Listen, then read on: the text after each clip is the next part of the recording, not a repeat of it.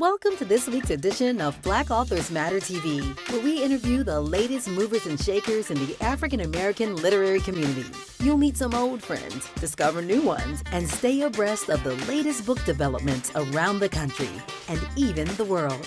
So sit back and relax for the next 2 hours with Black Authors Matter TV co-hosts Gwen Richardson and Dr. Rhonda Lawson.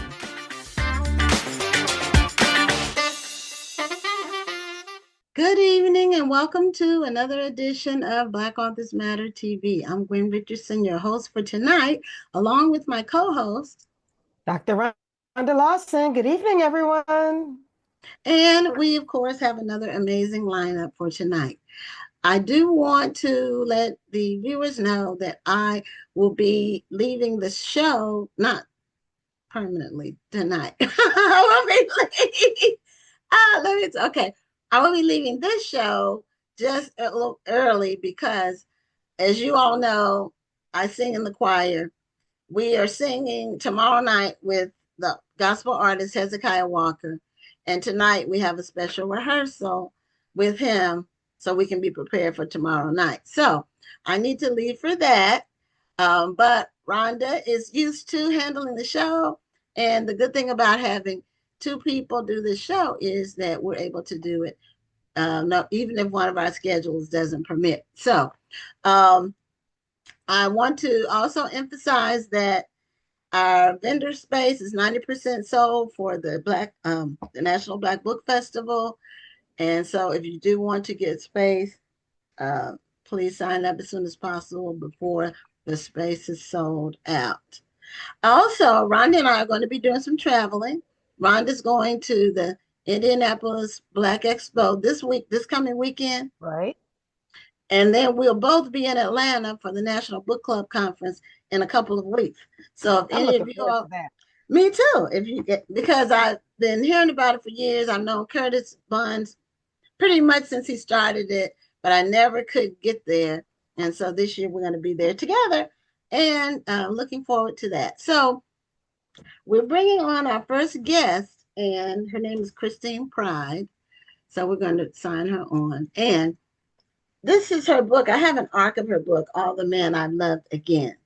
But because I'm going to be leaving, I'm going to wait and give this away on next week's show. So just be prepared. I'm not going to give you the trivia. So that would be cheating. So anyway, Christine, welcome to Black Authors Matter TV.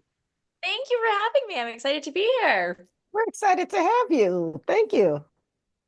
Okay, now this book, is this your first solo project? It is. This is it. I wrote 2 books with Joe Piazza, and then this is my first solo. So it's very exciting. And is that a hardcover? It is, yeah. So it came out in hardcover. It did, yeah, last week. It's 1 week old today. It's its birthday. Oh, congratulations on that. Thank you. So I just wanted to let you know that Rhonda will be handling the interview. I'm going to be signing off in a few minutes. I just wanted to let you know that in advance. Okay. So how did you go from being a co-author to going solo?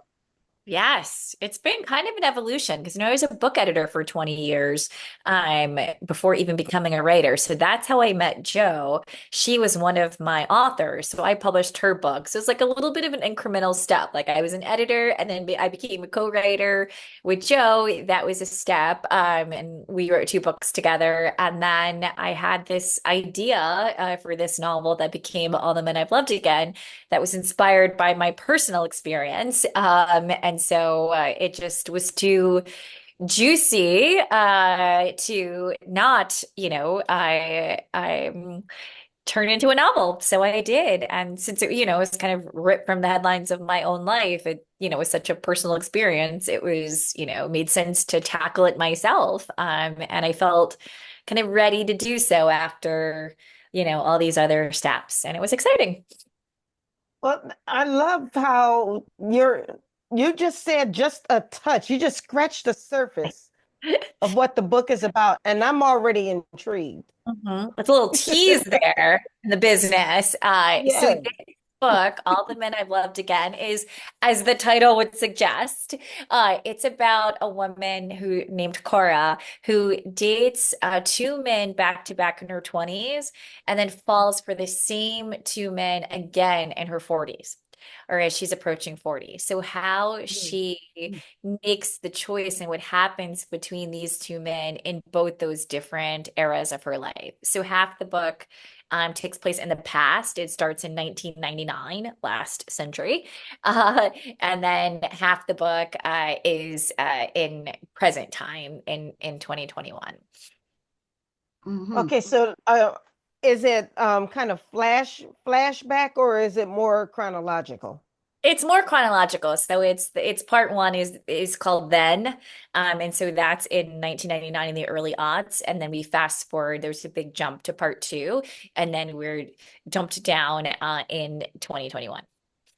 Okay. So here's something about the profession. Do book editors have an inside track on getting book deals? Because probably one of the most famous book editors that became a smashing success as an author is Toni Morrison. Of But course. yeah, but there have been many others. So working in the industry for so many years, that probably gives you some insights. Yes, it does give you insight.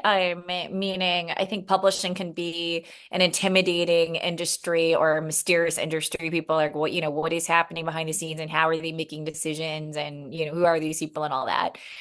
So that did, knowing kind of what's behind the curtain did help, but it doesn't necessarily give you kind of an in or a leg up. Like I had to go through the process like any author would, right? Writing a book, getting an agent, having the agent submit it to editors, which is, just as nerve-wracking. I would actually say even more so because you actually know a lot of the people that are reading your book. Like if you're, Right.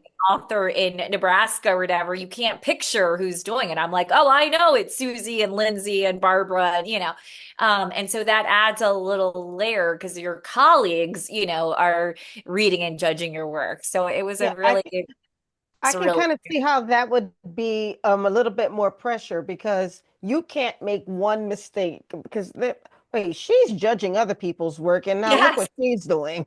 Exactly. And also we're not all Toni Morrison, right? So it's like when others have gone before you with, the high level or kind of what writers that you've worked with are capable of, right? And you hmm are working with hmm the best of the best in the publishing industry, which is like really exciting, but it's also, of course, really intimidating too. Right. And then I also see it as a little bit of I don't know how I want to put it. When you're an editor, if you're let's say you're writing and you start typing and you realize that you made a mistake or that sentence didn't sound right or maybe that character wasn't exactly what the way you wanted it, Mhm. do you find yourself maybe stopping your writing process and then putting your editor hat back on in the middle of writing? Yeah, not really. I mean, I don't think any more necessarily than other people do. I mean, you obviously going back and editing your work and revising is such a part of Mhm. the process. But I'm a huge believer that editors make a big difference in your work and everybody needs an editor. So I more so rely on my editor to do that. Like I really trust and believe in my editor for that second pair of eyes and to help Right. me spot holes and fix those sentences and deepen the characters and all of that stuff. And I am lucky that I know a lot of people in the publishing industry. So some of my friends, right, then can be early readers of the book and happen to be professionals. And so that Right. helps. But no writer can produce work in a vacuum, right? We all need feedback along the way as we're working on our manuscript. And so that's, I rely on it the same way to help me, Right. have a Nobody's better mind. perfect. Even an editor is going to need an editor. I just see myself because I'm also an editor, and sometimes it's very hard for me to just write. Some people say, worry about fixing the mistakes later. But if I know I made a mistake, it's going to bother me Yeah, yes. until I fix it. I really find it hard to continue to write because that mistake that I know I made, there are going to be some unconscious mistakes, but the mistakes that I know I made, I have to fix them before I can move on. A perfectionist after my own heart. Yes, I totally get that. That is, I will do that. Or, just get really frustrated that something is not coalescing like you want it to. A scene, Right. character, or a piece of prose is just not, that frustrating feeling of you're just like not quite getting it. I definitely experience that, of course. Absolutely. Now, your book, is it a fictionalized version, or is this the nitty-gritty truth? This is how it happened.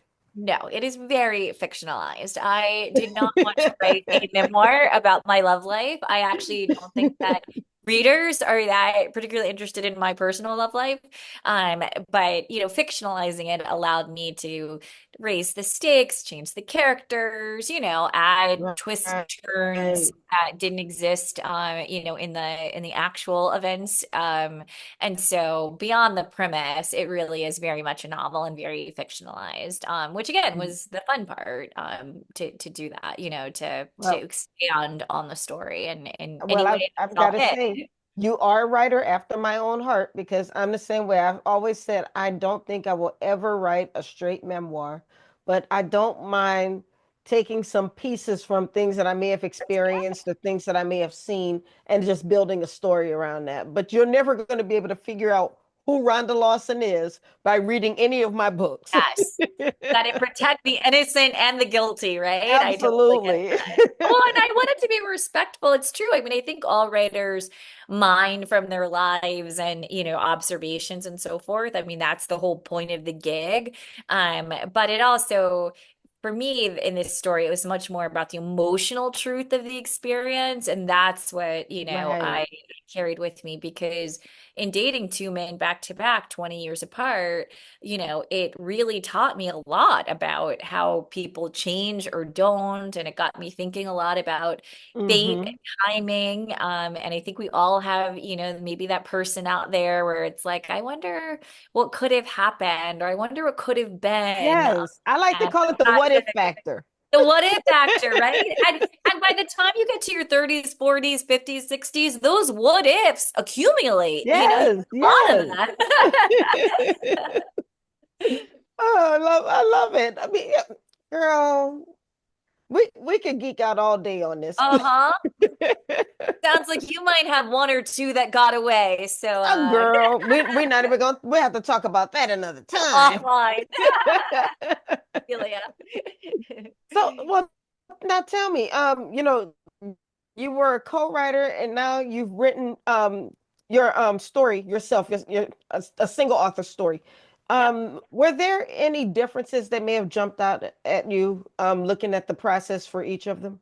Yeah, it was actually very different. And it's really hard to say because both of those experiences were new to me. So it's, when something is so new, it's hard to, have the context to compare. Mhm. And so, it was new and then I kind of got used to writing with Joe and then this is new and, you kind of get accustomed then to writing solo. Right. And so it's not even, apples to oranges. It's just like they're very different. And in some ways, writing by yourself is a lonelier process, right? Because you don't have that built-in person to bounce ideas off of on an ongoing basis and, feel Right. like you're working together, like you have a coworker or a team, in the trenches. But, writing solo also gives you a lot of freedom, even logistical freedom, right? Like you're not beholden to somebody else, to say this chapter's due Friday, or I need to turn this around, or I need to get on a Zoom at this time to talk about this, So it's very different. And I think I'm glad I've experienced both because both have taught me a lot Mhm. about writing and, the process and, how what different skills and vulnerabilities even it brings out in both scenarios.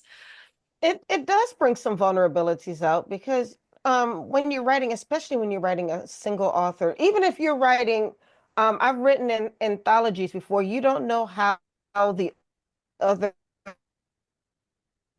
writers in that you're writing. You don't know their writing styles. You don't know what they're going through. So even when you're writing for an anthology versus writing your own book, you're kind of in a vacuum. You don't always know what the person's going to think. You're not going to be able to stand behind everybody who reads your book and explain to them what you meant. That's what I meant here. That's what I meant here. Yeah. Totally. If only. Right. I wish I could. Same. But So yeah, no, you're totally right. It's a very emotional experience writing, and that actually has been the most surprising thing to me. You know, when Joe and I did our first book, and again, it was like my first time doing this, and especially after so many years as an editor, people would often ask, what surprises you? And that was always my answer, and it remains my answer to this day, that I just really underestimated the emotional component of being a writer and how much self-doubt and comes up, or how much discipline is required, how much self-talk and pep talks are required. And right. so yeah, and for every book, like I don't know that that's something that even by the 10th book or the 12th book, I mean, heaven help me if I get there, but that ever goes away. I think it's just an ingrained part of the process, that I'm sure even Toni Morrison felt on occasion. I'm quite sure. I'm quite sure. But the good thing about it is, as I went to your website, I think that you're able to get a lot of reader feedback because you have a whole tour going on. You're Yes, I do. appearing in a lot of different cities. You're doing a lot for a book that's only been out for a week. Yeah. Yeah, I know it's been great. Yeah, I've been on the road, and that's the best part because it's so solitary and there's so much build up to publishing a book, so much happening behind the scenes. And then when it's finally out and you get to talk to readers about it, it's like it has this whole other life because you've just been talking to like a small bubble of people about it who have read it. And I love to write stories, including this one, that are a launching point for people to talk about their own experiences. Yes. And so, I'm here for all of the juicy, heartfelt stories, right, of reconnections and second chance romance and lost loves and first loves. And so it's been really great for people to share their stories and get to talk to them.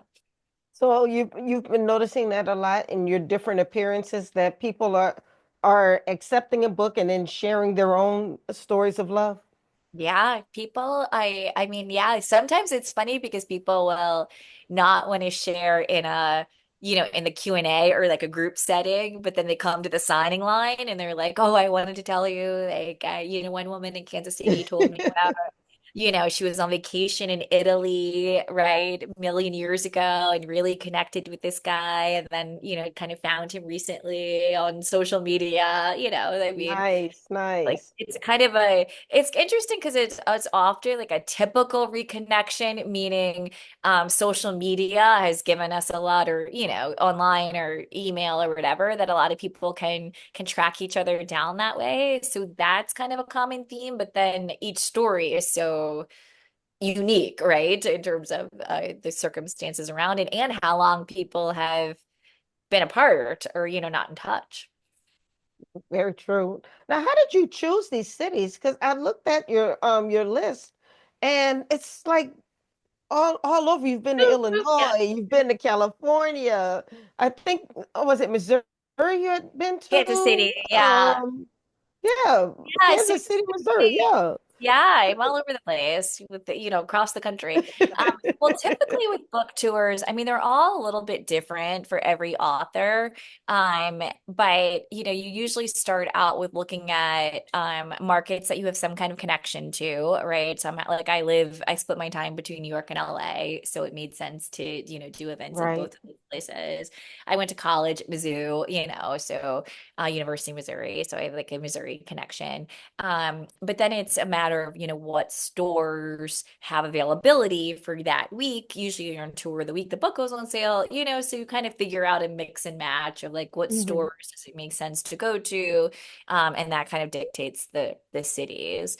And some authors have like a stronger hold, like in the South, right? And we'll do events throughout the South or the Right, Northeast or right, right. whatever. So it's nice because everybody is so spread out that at least there's, kind of somebody for every kind of local community to have an author come to an event. And it's been nice because I think people want to go to author events. I do think that people Yes, um now, I had two books come out in the pandemic, so that had been kind of my previous experience of touring. And so now it's just been nice to see that obviously post pandemic, but also I think people just want to connect with people in real life, they want to go out absolutely. and like brush their hair and put on a dress and go talk to somebody. And Right. so it's Put on real nice. pants, you know. Yes, exactly. It's just grab a drink, whatever. So it's nice to give people the opportunity to do that. And short and sweet. I love these events actually because they're, usually like an hour and a half,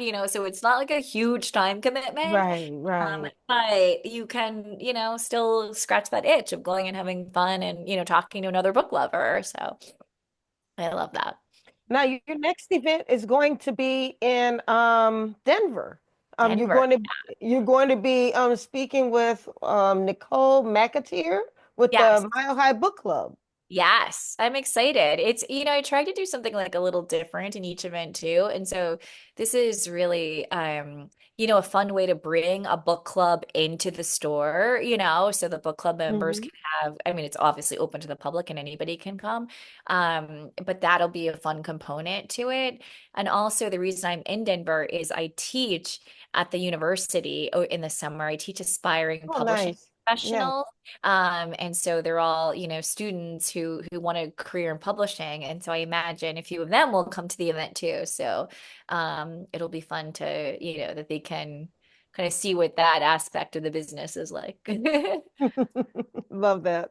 Well, now we do have a comment here. Mark Anthony Hall said that he wishes you the best and continued success in your journey. Oh, that's so nice. Thank you, Mark. I appreciate that.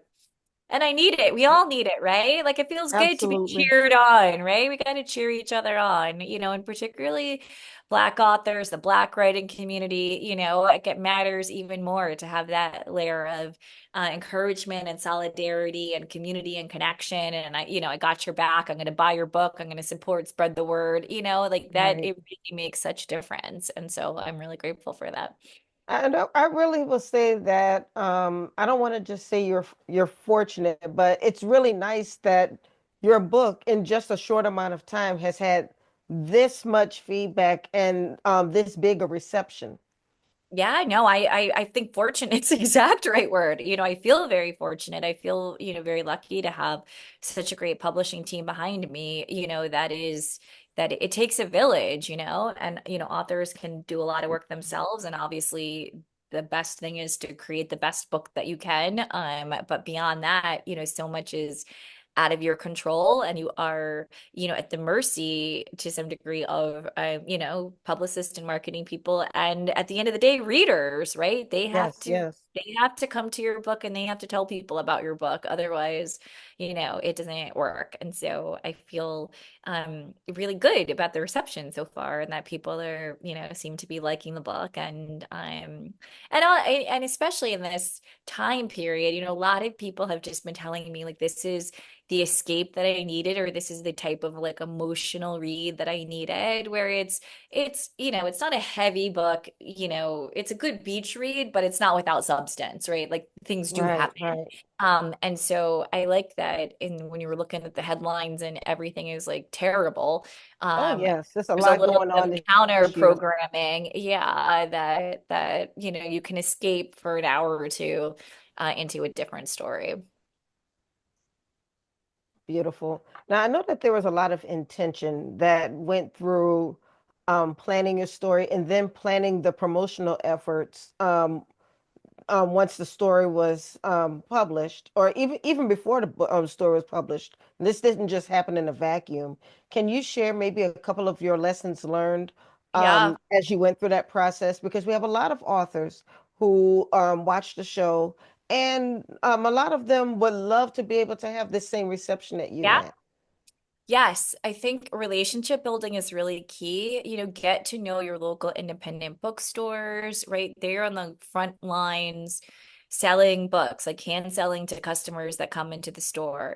So getting to know popular bookstagrammers on Instagram, they have Yes. such a huge effect. And even, Black Bookstagram, I compare to Black Twitter, maybe less hilarity and wisecracking, but just as powerful, like a force of, supporting Black writers. And so I wrote personal notes to many book of my favorite Black bookstagrammers or bookstagrammers in general. Oh, so I you wrote just reached out to them and just kind of slid into yeah, their DMs? definitely. And I wrote handwritten notes that then, I would track down their addresses and send with the copy of the book I think itself. that that makes the difference because there are so many bookstagrammers and bookstores where authors are sliding into their DMs all the time, and then you get desensitized to it.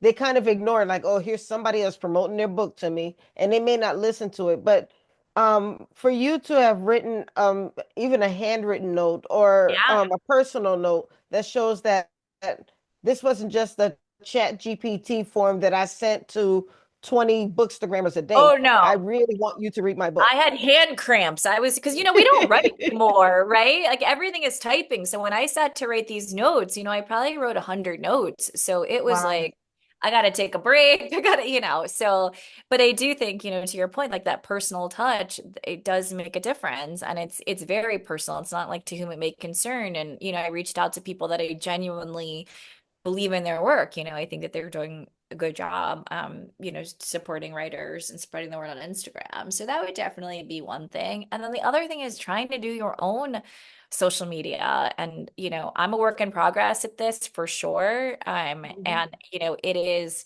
it's like the advice that you give that you don't take, but so that's the hard part. But, I do think that whatever the complicated relationship I at least have with social media, it is here to stay in terms of being an integral part of how books are sold or how conversations happen, And so for this book, I tried to lean into that as much as possible, and not grumble about it all the time as I want to do. It's like Instagram, but just try to be positive about it as a tool. Okay, I can share this. I can share my unboxing video. I can share, Yes, yes, stuff like yes, that. yes. And it's outside of my comfort zone for sure. I'm not like a content creator, but it's worth doing. And so that's the other kind of piece of advice that I give, like, is to the degree that you feel comfortable, get online and start sharing your work or your Right, life right. or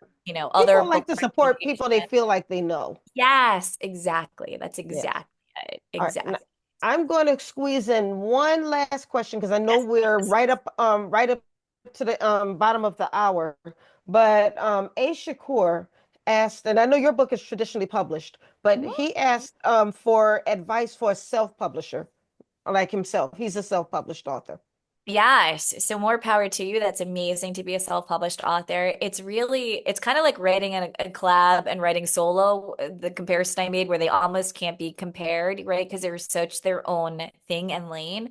Mhm. Um, I will say the biggest difference between self-published or the thing that you have to do is what I just described, but hustle even harder, right? In terms of making these connections and reaching out to people. And you are in effect your own publicity and marketing person. And the great thing about that is you control the messaging, you get all the proceeds, right? You control so much of the process, the cover, the Mhm. timing, like everything is up to you.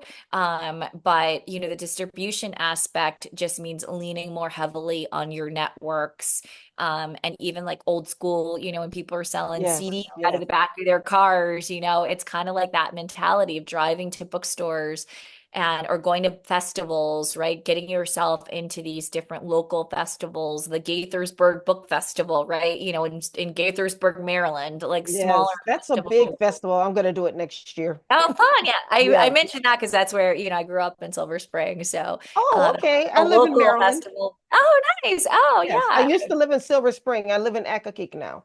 Oh, nice. Oh, very cool. I love that local Yeah. connection. Yeah. So that's why I wrote the book is set in the DMV on the Virginia side, though. So it's Okay, not, so now I really have to read yeah. it. Totally. Well, I hope you do and enjoy it. Well, so I would love to talk to you longer, but like I said, we are at the bottom of the hour. I want to congratulate you on your book. Can you show us the book one more time Yes, of course. Oh my God, I and have let a, us know where I only wear we can pink find now, it? so I match my book at all times.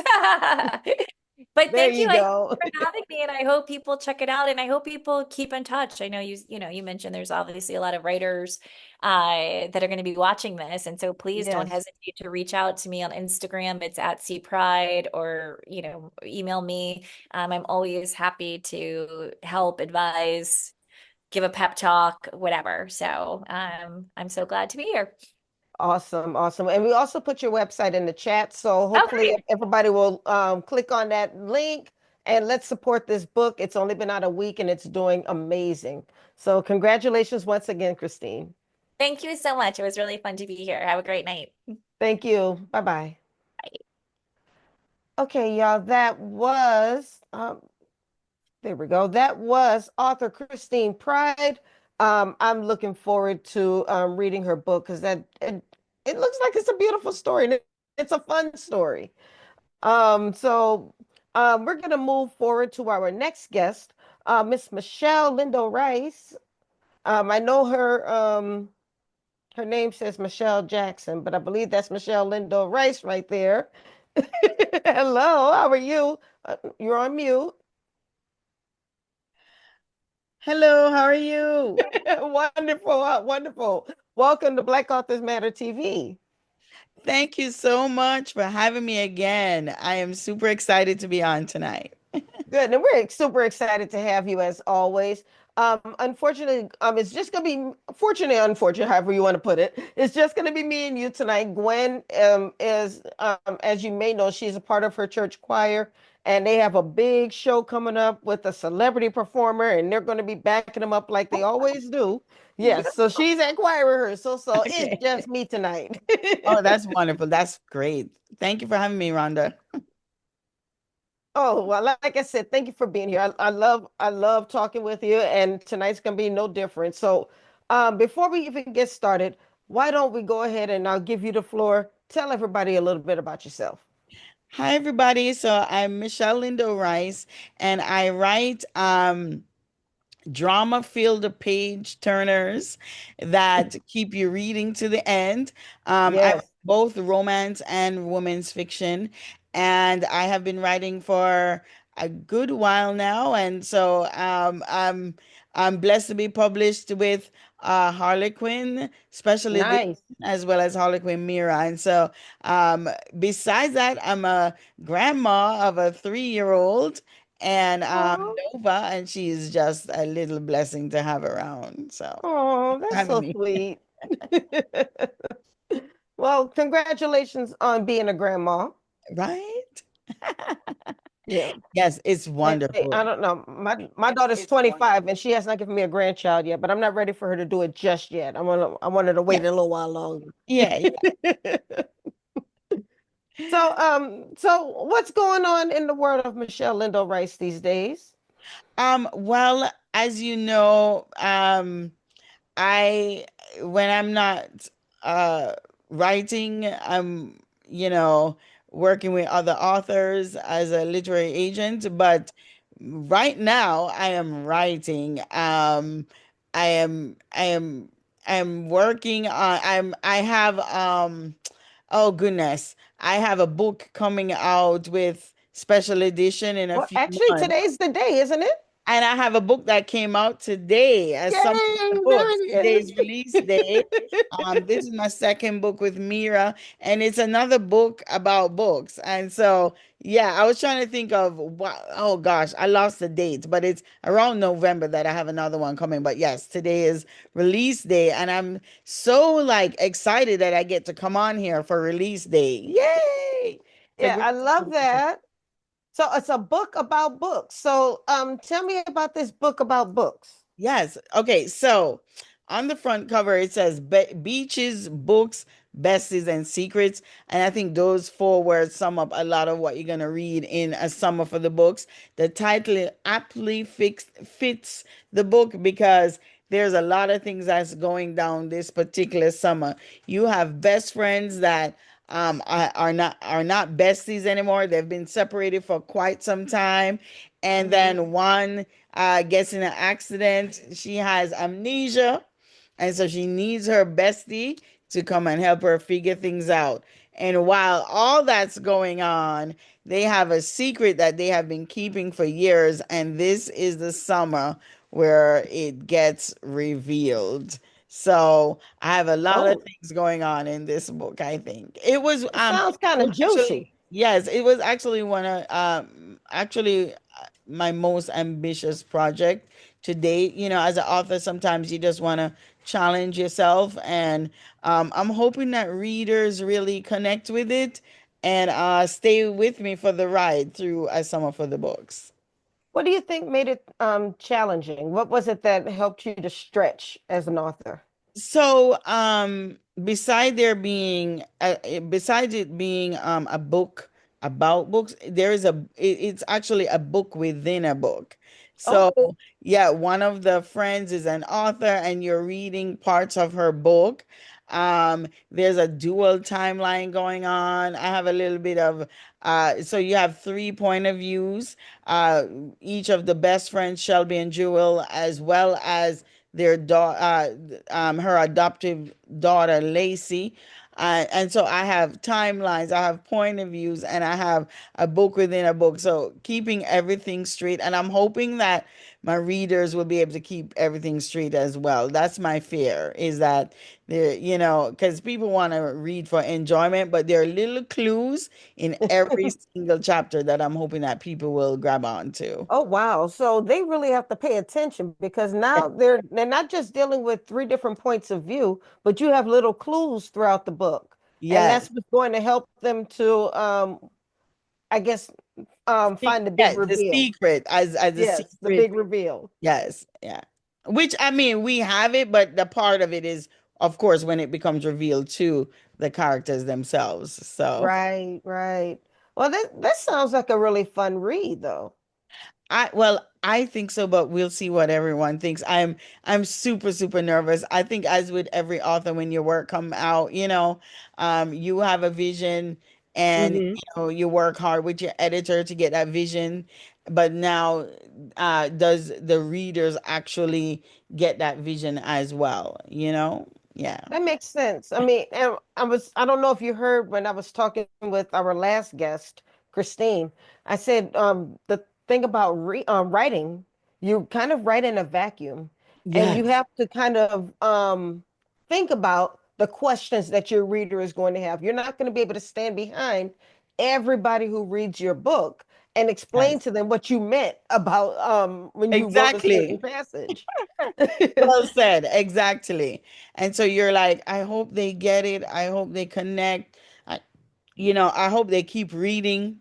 All of these things that are the things that you hope as an author, but you also hope to get an emotional reaction.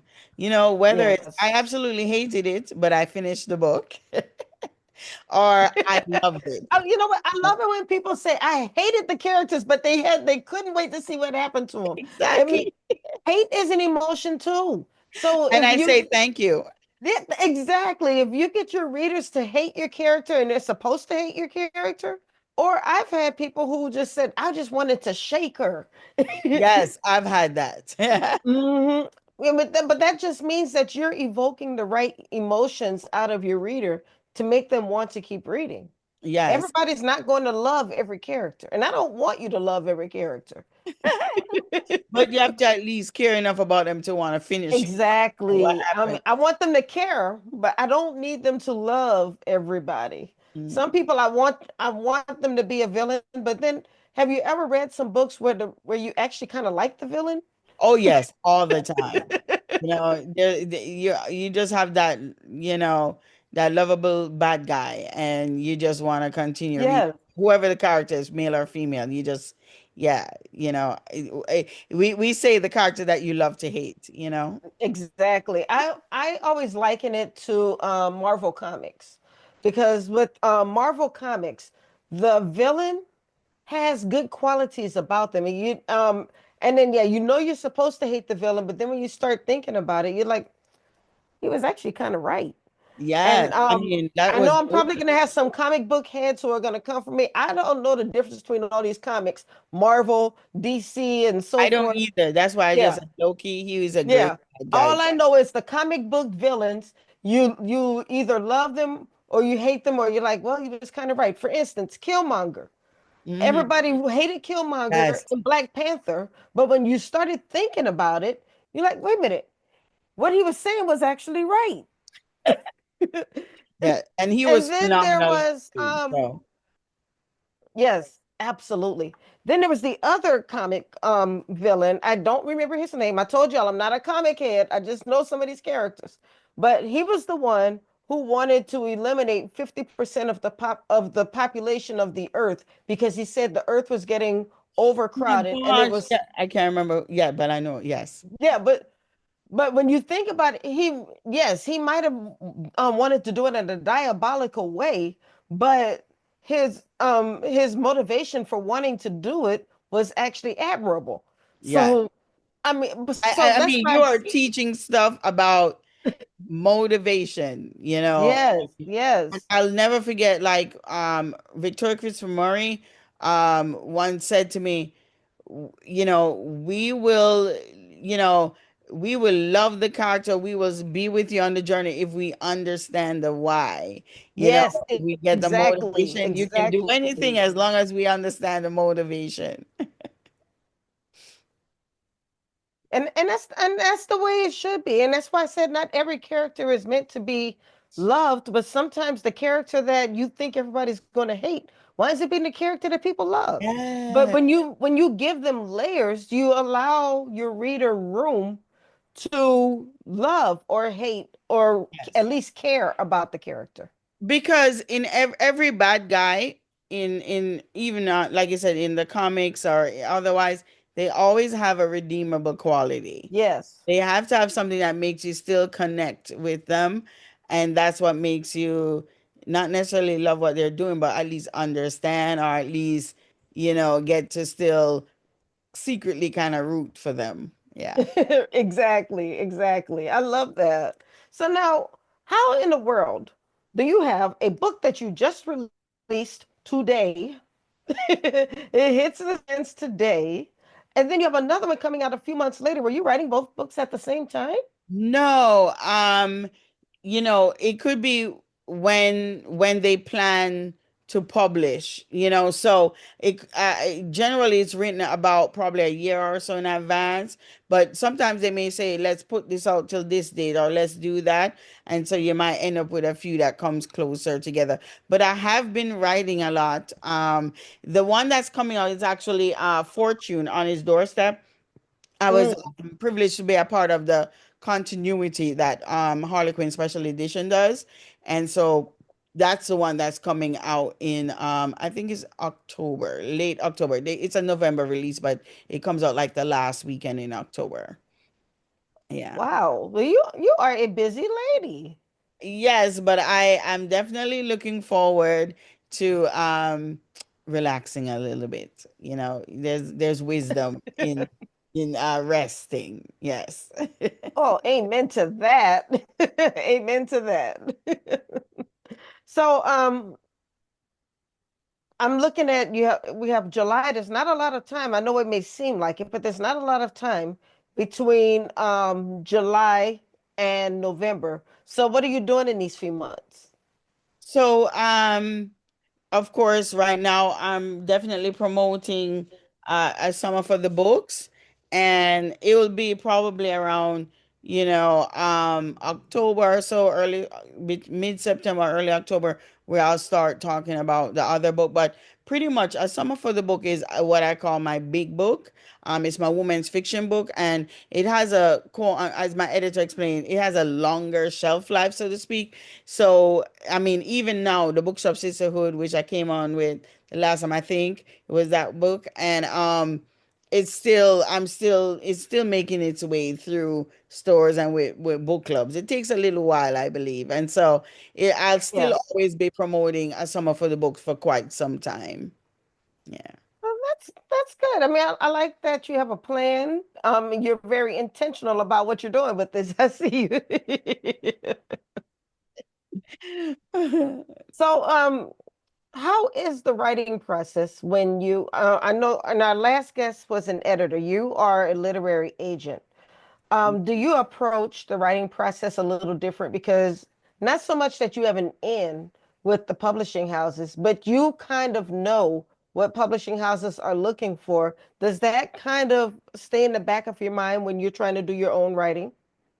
Um, I don't, I think I think when I sit to write, I'm using a different part of my brain, I think.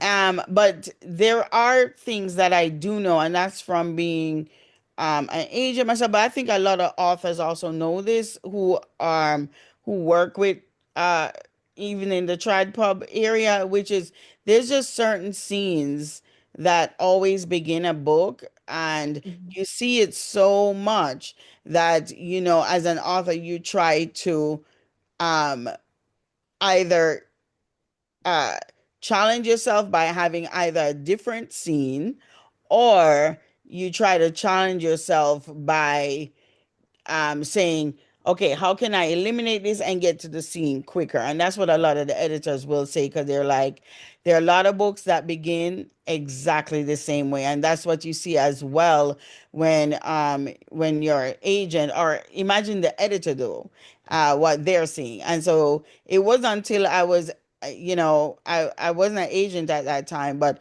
my editor said to me, can we please just start here? She goes, and my lovely beginning scene, I was like, yeah, but she was reflecting, you get a lot of thoughts. And she was like, can we just start here? She goes, do you know how many books I get? And she was like, I can't see another one. And so you learn that and you pass that on as well. And not, sometimes your clients are like, oh, that's great. Thanks for telling me. And sometimes they may be like, well, I feel I need this, or, they might think, oh, maybe you just didn't like my, book or whatever, but it's not that. It's that you kind of get a feel for it and you see it yourself. So you're saying that we don't have to start our books with our main character waking up in the morning and looking out of the window with a Yeah. cup of coffee, grabbing a cup of coffee and just thinking back on the night before. We don't have to do Yes. that. And yes, exactly. And there's quite a few more. And so, not that you can't have it, but if you can find a creative way to make it stand out. Like, for example, if you're gonna have your character wake up in the morning, did they wake up in space? Then we Right. can say, okay, there's something different. So you can use the same spin, but make sure that you have something creative to go with it. Love that. Because of the importance of, the first 5 pages. Sometimes it's the first line, sometimes it's the Yeah. first paragraph. You And know, that's interesting that you say that because I've heard some people say they'll give a book 50 pages before they put it down. Or some might even say 10 or 20 pages, but you say the first 5 pages. yes, and I mean, there's a book even called The First 5 Pages.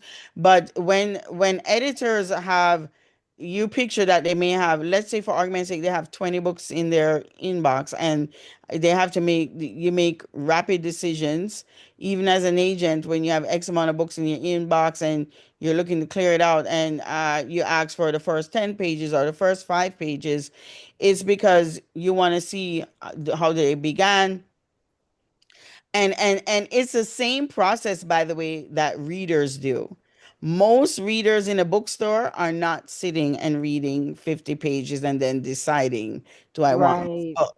They read the back of the book, maybe the title, but I've seen it. I've seen them even do it with me sitting there trying to hustle at Barnes and Noble, sell the book. They'll read the back, and then they'll open the book and they'll read the first page, and then they'll gently put it down and keep walking.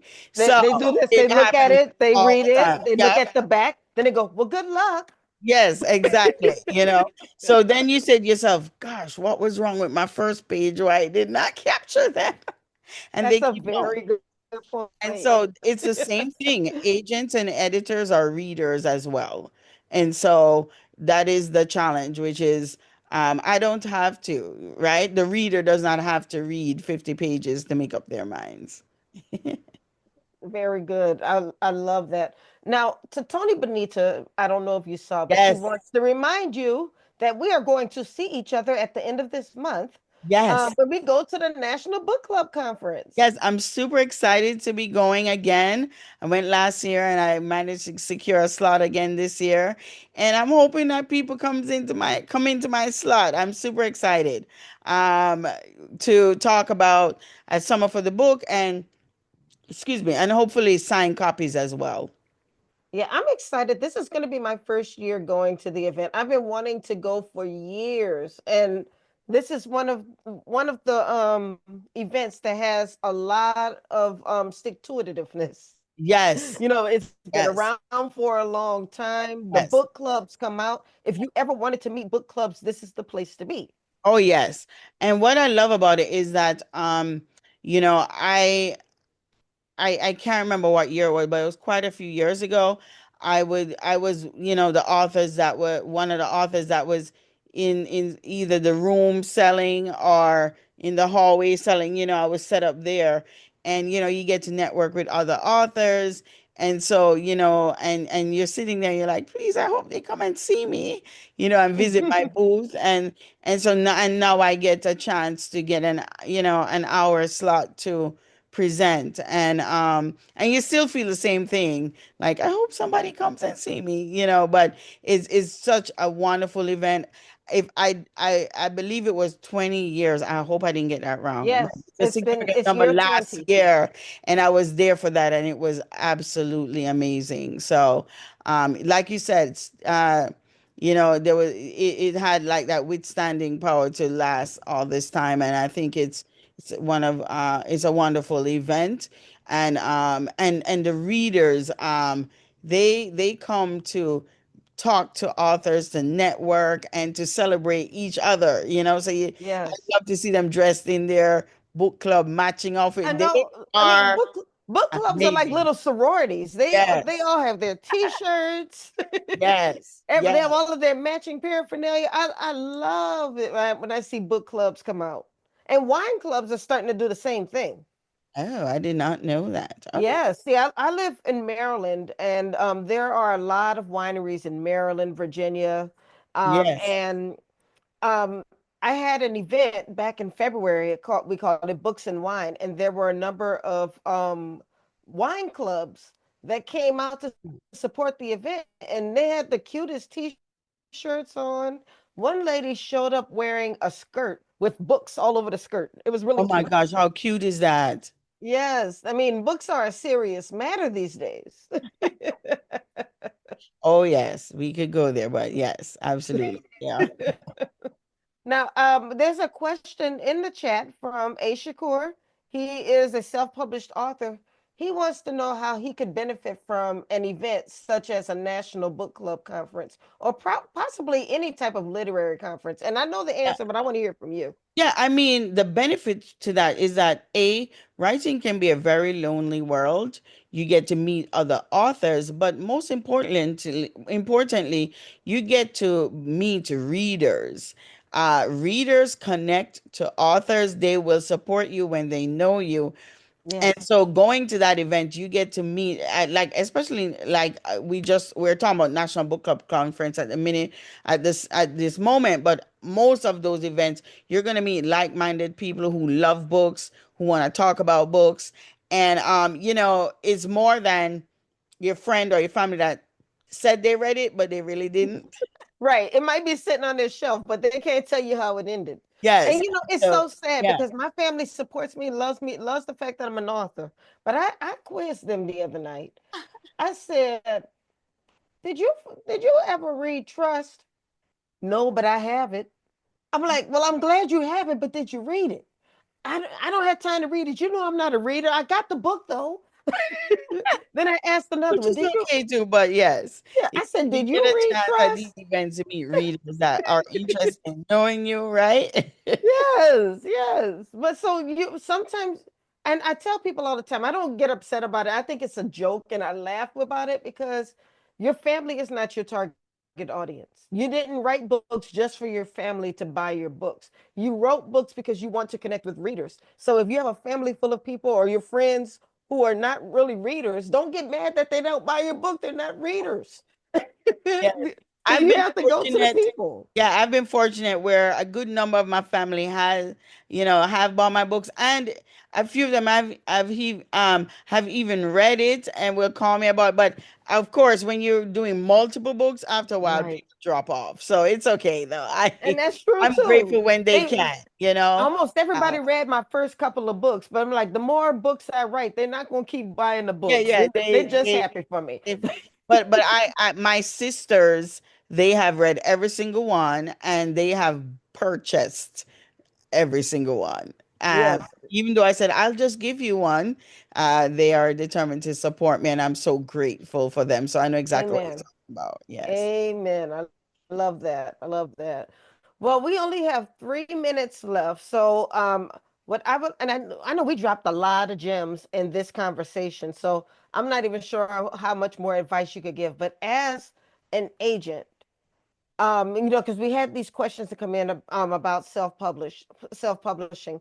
One thing I would say about self-publishing, there's nothing wrong with being a self-published author. No, I've done it. Uh, Yeah. yes, and you can't compare yourself to a traditionally published author, but only so far, because you don't want people to pick up your book and say, "Oh, this must be self-published." So you want to make sure that you can stand up with any other book, but don't feel that you're not always going to get the same opportunities that a traditionally published author will get. But it doesn't make your book any less than a traditionally published author. And I'll stop there and I'll let you continue. Yeah, I mean, I think I've done self-publishing, and there are authors right now that are both trad pub and they still self-pub. And so self-publishing gives you that wonderful freedom of this is what I want, this is how I do it. You just have a lot of creative control.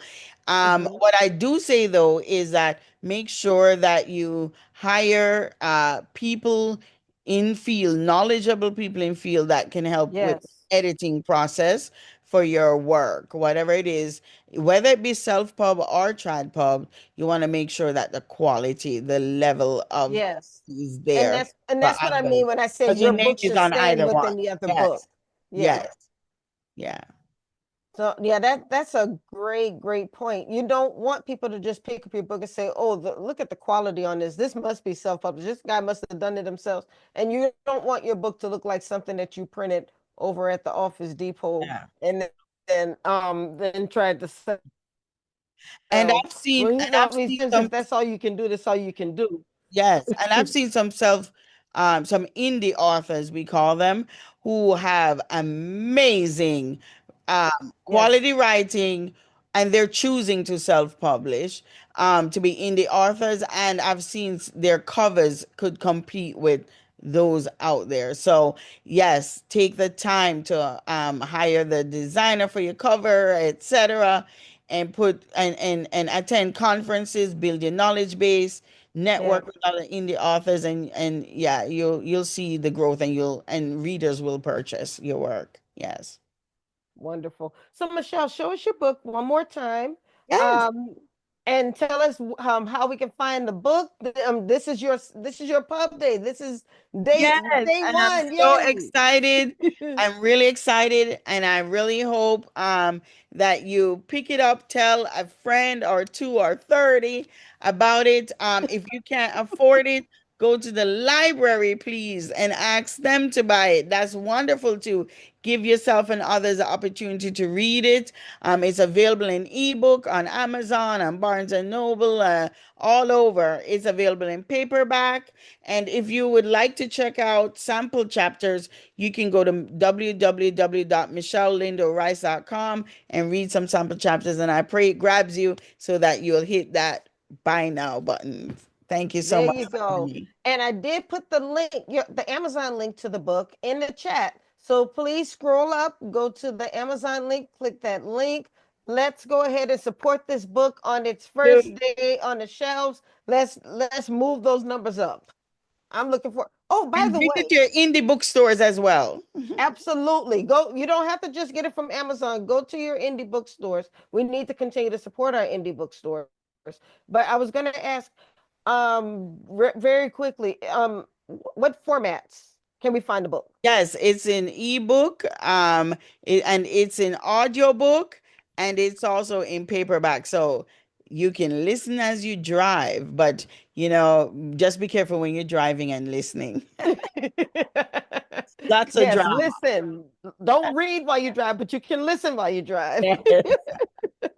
Well, thank you, Michelle. I really enjoyed our conversation. Thank you for once again being back. Congratulations once again on your book release. Keep Thank you doing so amazing much. things. Thank you. Bye. Bye-bye. Okay, y'all, that was Michelle Lindo-Rice. And she's doing her thing. She's doing her thing.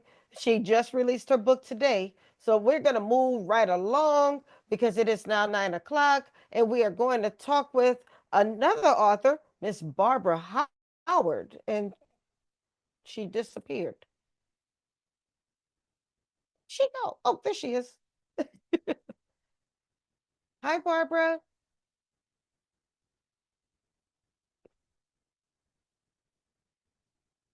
Hello. There she is. I thought you disappeared. I was like, I know I let her in. Where did she go? I'm here. Had to welcome unmute. well, welcome to Black Authors Matter TV. Thank you. Thank you. It's great to be here. Well, it's great to have you. So I apologize that Gwen is unable to join the conversation today. She is a member of her church choir and they have a big performance coming up. So she had to miss tonight so she could go to rehearsal. But I'm here and we're gonna have a good time anyway. Well, I grew up in the church choir. I know that's serious business, so that's fine with me. All right, all right, all right. Well, like I said, welcome to Black Authors Matter TV.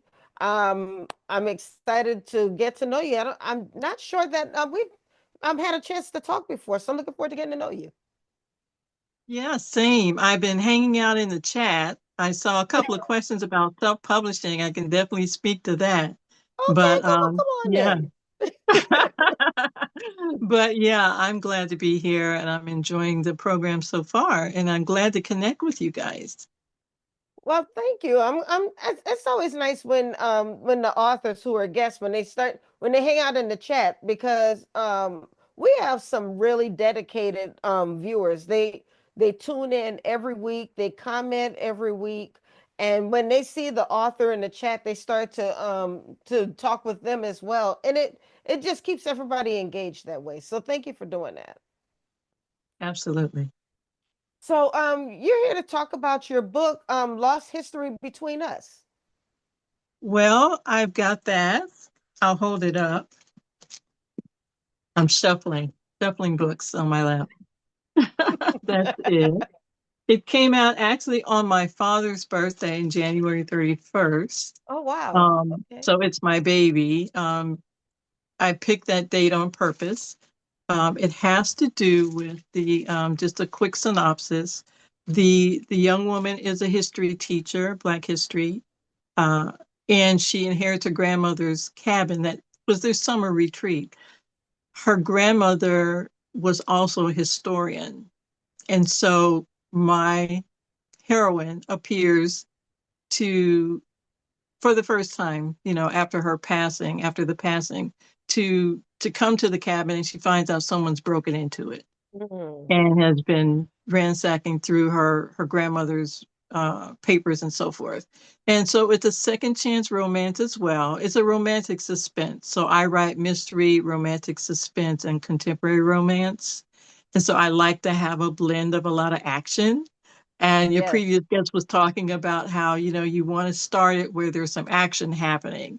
And so that's where we start in the story. And who shows up to help investigate is the natural resource officer of the area, who's her ex from 3 years ago. And so, Oh, so here they, so here they okay. are. And You do the start off cast, with a bang. I like oh, this. absolutely. And the cabin was a safe house on the Underground Railroad. And Oh, so wow. so the story gets into people stealing artifacts that pertain to Black history. And her grandmother was a suspect in a murder, so she wants to clear her name. So there's a lot going on, as well as the second chance romance. So yeah, that's what it's about. I did not know at the time I started writing this that we would be in this political quagmire right now of starting to lose things out of our historical archives and repositories. But Right. here's my story. So yeah, that came out in January. I have another one if you don't mind me holding up a couple of books. Sure. Um, this one came out in April, and it's called My Sweet Escape. The hero in this one is a young woman who's a social media influencer. She says something ridiculous online. She gets in trouble and she Mm. has to hide out, so to speak. She's got to kind of go quiet while the whole thing blows over. And she shows up in a little quaint town uh, in the Amish country where she meets a young man who's a confectioner. And so it's an opposites attracts. Can she Okay. leave that lifestyle behind and this, go offline and that sort of thing? So I kind of take on the Oh, that whole, sounds interesting. thank you. I think one of the things that I learned early on was people like to not just see a lot of action, but they also want to live through lifestyles and careers that they're not familiar with. And so that's why I wanted to have a natural resource officer, not just a police officer, someone who's tapped into the natural, not only natural history, but our African American history as well. And then with our social media influencer and our confectioner, who's a fourth generation candy maker, as a Black family, historically. So I wanted to like bring in these careers and professions as well as the little love story that matches into it. So yeah, so that's what I've been up to. I like that. Because what I'm hearing is, it's not just a good story with a lot of layers to it, but we also get a little bit of a history lesson with your stories. I like to do that. And I think that, may I hold up another book? Sure. This is your Okay. time. I have them in my lap. A young Black man said to me one time, he said, never leave your house without a book, one of your books. And I said, okay. And then he said, always be ready to show your book. I said, okay. So, so whenever I'm going to be on a Zoom, I have them nearby. So this one is Love, Lies, and Local News. She's an investigative reporter. And what we deal with in that story is um, a small town that's impacted by environmental damage, but they need the jobs as well. And so they want the company there, but they don't want, they obviously see a lot of environmental issues in their health and so forth. And that impacts a lot of Black communities that, Right. as we know, right? And so I bring the issues in to the story, even though that's not the story. I put them in environments that are reality for our people in particular. Like losing our Black history is an issue for our people, making sure we safeguard that. So Right. I make that the backdrop of the mystery or the romance. Yeah. Now, you are another busy lady because you have 3 more books that you're planning on releasing this year. Yes. Yes. Someone I don't know asked how you me, do it. I know it's why do you write so much? Because I can. Because it's because I get to do it now. So my career is in information technology. You're talking about Maryland. I spent half of my life over Virginia, Maryland, working in the Pentagon, working on Capitol Hill. Like Okay. that was where my life was. Um, and but my early childhood was toward reading and writing. I was going to go to Sarah Lawrence. I was going to be an author, all that sort of thing. But you got to pay your bills. So that was not the path I took. So when fast forward, now I can. So now Yes. these have been like a fire hose is coming out. Now let's get these stories done. And my best friend, who's an amazing author, I sent her a text yesterday, said, "Can I run a storyline by you?" So there's always these ideas, and then she was like, I got stuck on something. Can I text you about it? I'm like, yeah, absolutely. So there's always Well, ideas. that's great that you have Yeah. somebody that you can bounce those ideas off of. Yes. And it helps when it's someone that can be brutally honest Yes. and you still love each other I when it's got all that. said and done.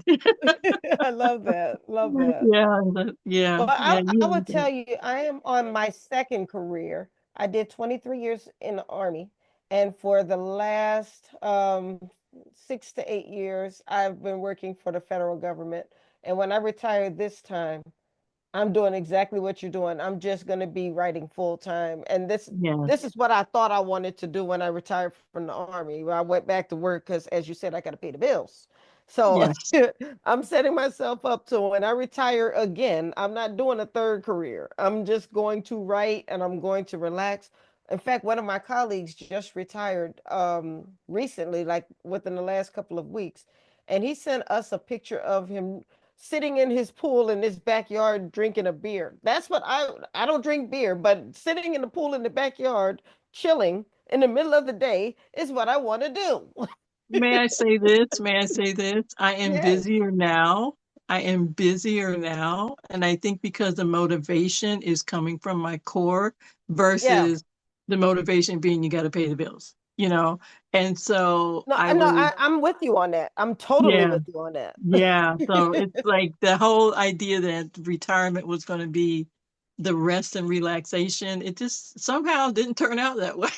Oh, So, I'm yeah, probably the same as you as in that I'm not going to fully rest. yeah. However, I do know that I'm going to be fitting some time in for me Get to your sit writing in. on my Yeah, deck and write and let the sun hit my face. That's yeah. really what I just want.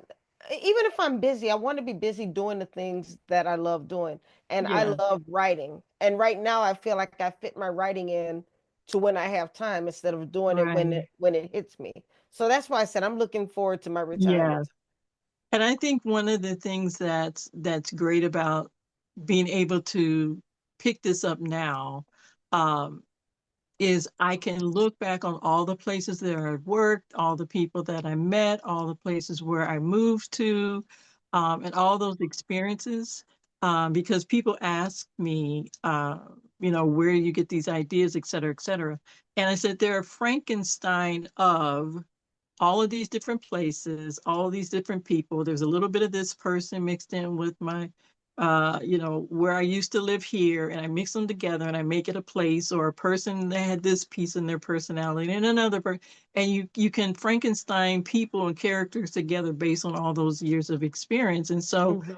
it gives you that seed bed to pull from. So it's not, even though it felt like everything got put on hold, and it sort of did, but while it was on hold, it was still germinating. So it all comes through in a lot of the writing is all those experiences. But yeah, that's why I have another book coming out in August the 26th that I push Mhm. that's coming out on August the 26th. So I've got a month to get this baby polished and perfect.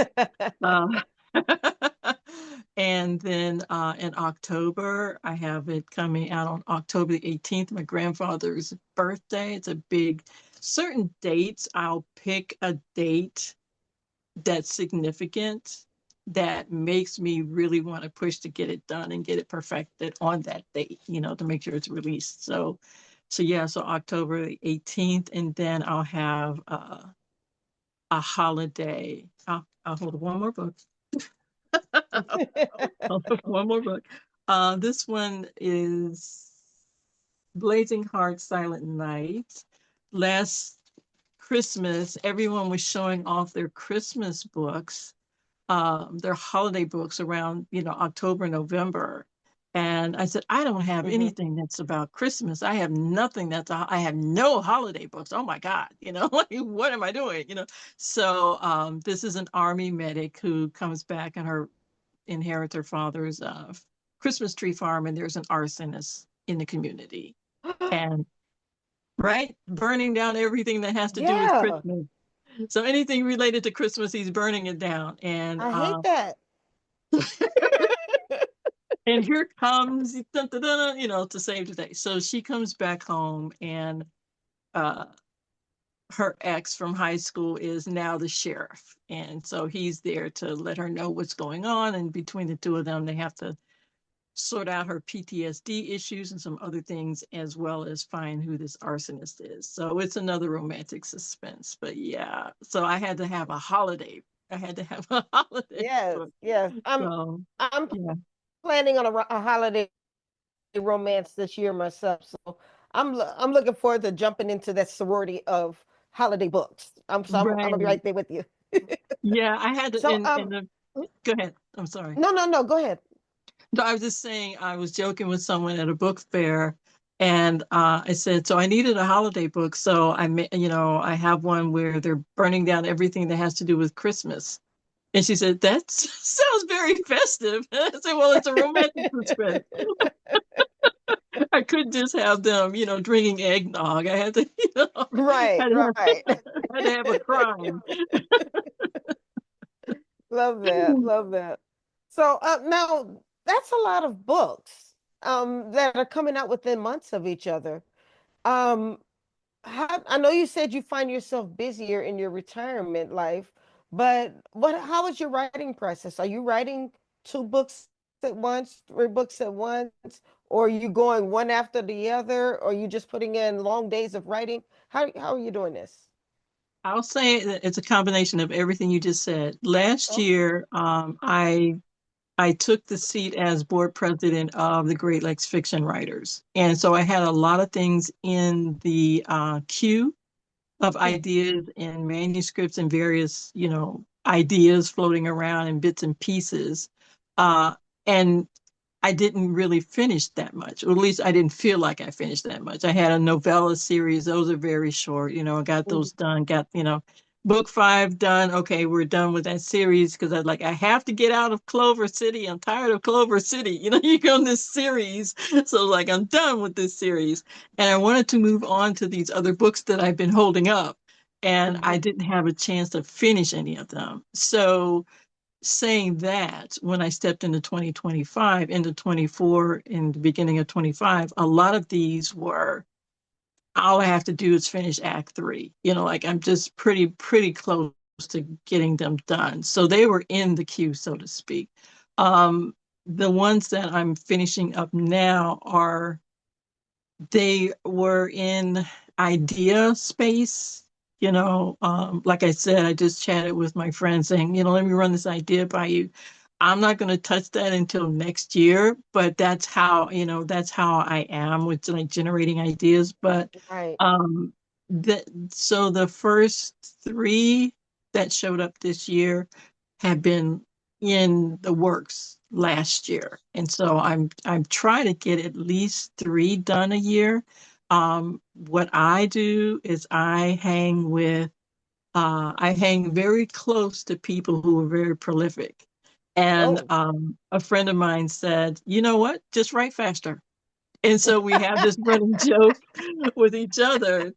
Whenever I feel myself dragging, I said, nope, just write faster. That's the answer. Just stop whining and get it done. So when the saying, a rising tide lifts all boats, so when you're around people who have that type of momentum going, that energy, then it automatically lifts you to that place too. And so Yes. when I set that goal for myself, it helps when you have people around you that have that same level of commitment. And so I want to get minimum, I want to get 4 done a year. But yeah, there's that part of me that says, this is now when you're doing this. Like, this is when this is happening. Next year, you may not be able to do anything. You don't know what next year is going to be, so you Yes. know what I mean? Like, this is on your plate now. Get it done, get it finished. Because next year, who knows where we're going to be and what's going to be happening. And you don't want to, when the pandemic first showed up, one of the things that I said to someone is, I'm not going to die broken and I'm not going to die empty.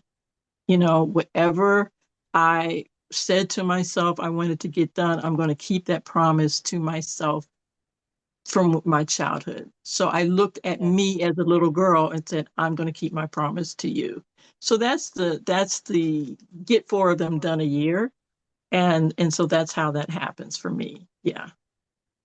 So you have, it's your mindset really that's changed. You don't approach a project like, oh, I have time to finish it. No, I have no time to finish it. So let's get it done now. Yeah. I love that. It's not a promise. I think if anything, the pandemic should have taught us that there's no promise. There's no promise. So if it's something that you want, get it done now. So yeah. Yeah. Yeah, I love that. I love that. Show us your book one more time. Yeah, Oh, well, plenty. I don't know. There's so many of them. There's so many of them. The I current have book. to I have to do a shout out to Carlos if Carlos ever watches this, because don't ever leave your house without your books. So anyway, so this one is the one with the arsonist Yes. burning down everything that has to do with Christmas. Um, and again, book whenever there's a book fair, whenever I'm talking to people, I always give them the triggers. This one has deals with PTSD. Okay. So that's an issue. This one is My Sweet Escape. This is the social media influencer who has to hide out because she made a viral mistake. Wait, The now trick is, I have to ask you though, because see, when you described that story at first, I thought she fell in love with a white man because of the town you said she was hiding out in. Where did she find this black sweets maker? she, okay, she flies from LA and lands in Ohio Okay. in this little quaint town in the Amish community where there are a handful of Black folks, and his family happens to be one of them.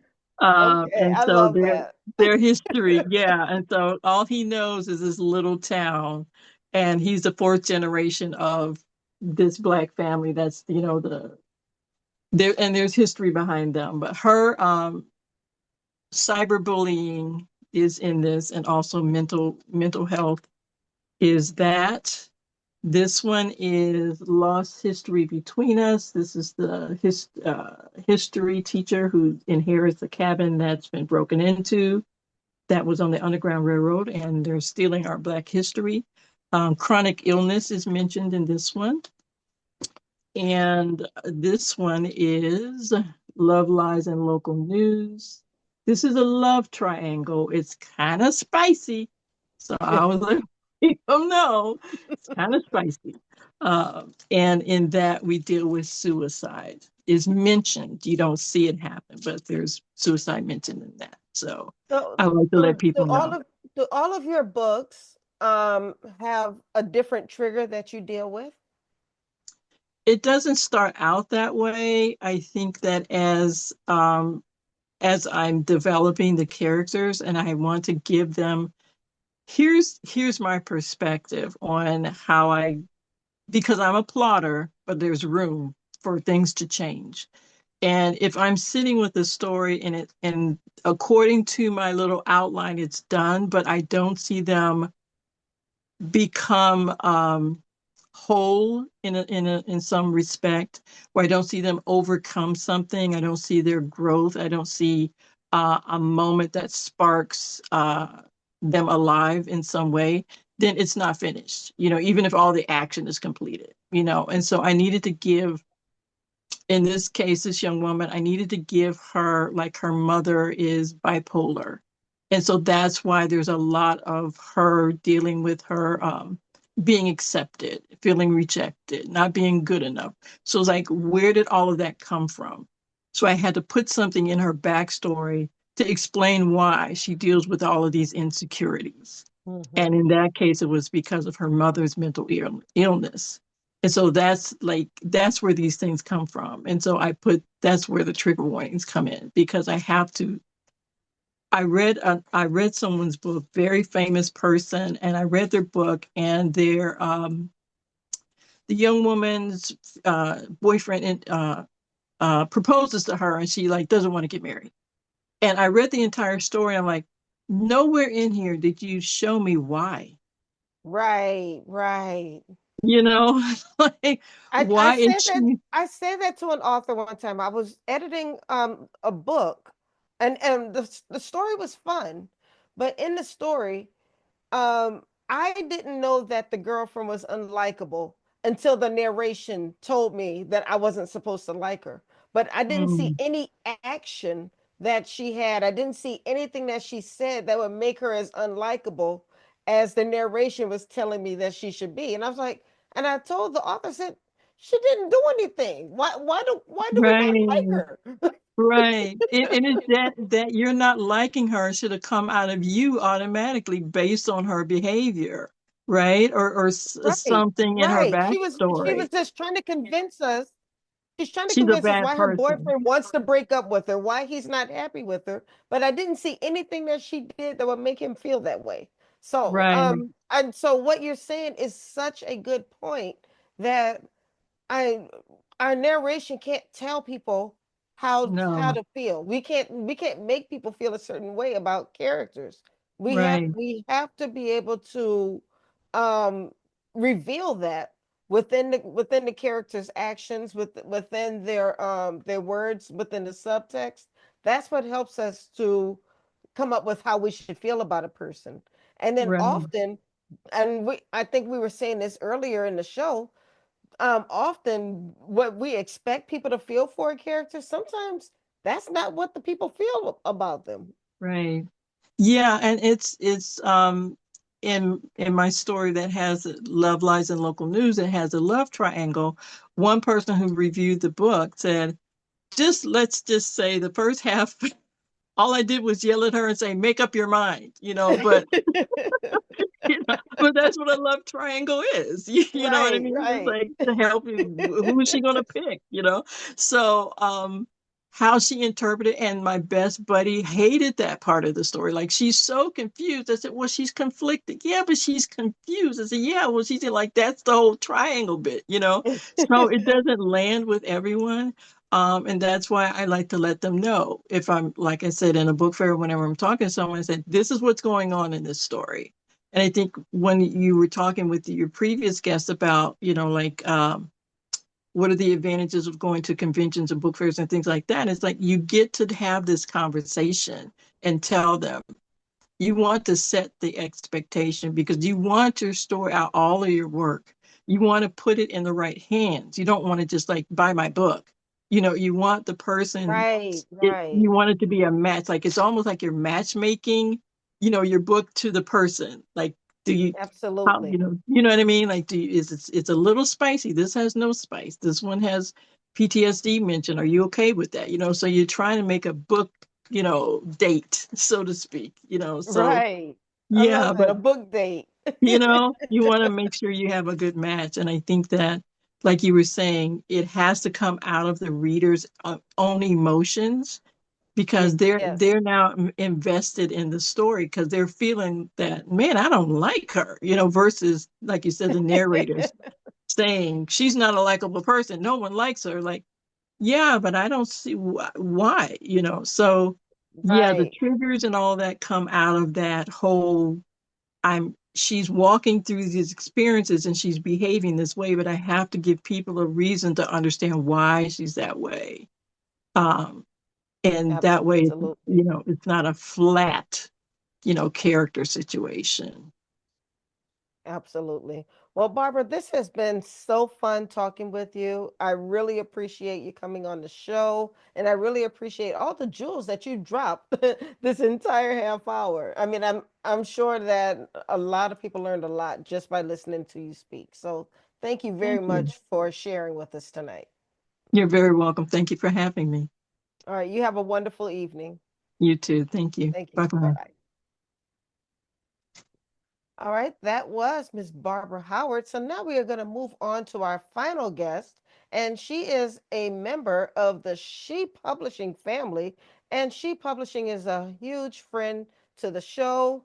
Um, She Publishing with Shanitha Burton. She has sponsored the show. She sponsored the National Black Book Festival, and she has published oodles of authors, and one of them was just on the screen and then she disappeared. So I hope she's coming back. Trinity? There she is. How are you tonight? Oh, I'm absolutely amazing. no, what you doing, baby? I'm trying to get my camera set up. I'm sorry. Yeah, don't do it back like you had it. There you go. Don't worry about it. I know you were trying to fill the screen, but it's okay like that. Thank How you are so you much for tonight? having me. I'm Thank you for amazing. being here. And congratulations on being a part of the She family. Thank you so much. It's my honor. Well, I was talking with Shanitha yesterday, and I told her, I said, she talks about her sister companies. I said, well, you can just consider me a cousin company. And we go back. I feel like we've gone back for longer than 10 years, and we've only known each other just a few years. But I can say that you have a publisher who really cares about every author who's under her label. So I think you're in great hands. Yes, ma'am. So tell us about you, first of all, before we jump into your book. Tell us about you. All right. So as you already know, my name is Trinity Rucker. I am 14 years old, and I was the City of Rockford Youth Poet of 2024, which meant that I went all around Rockford sharing my gift of poetry. And I am the vice president of the NAACP Rockford Youth Council. Oh, Yes, wow. ma'am. Okay.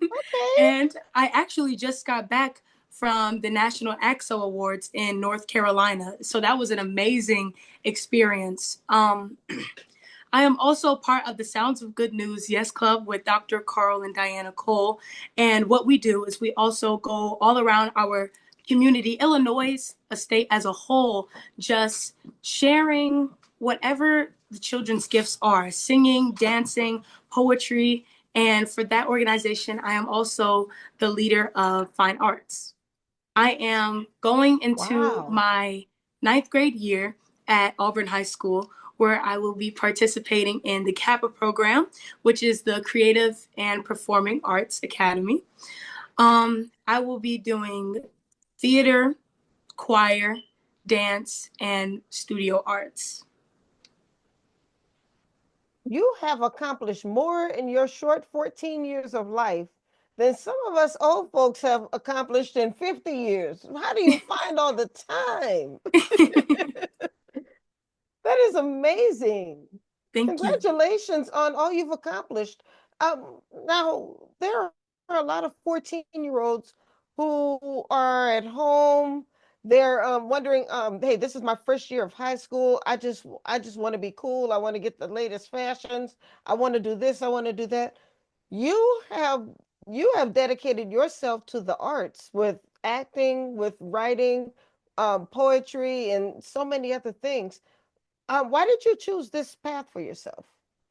Well, actually, ever since I was a little girl, it's just been my passion. I've been drawn to it.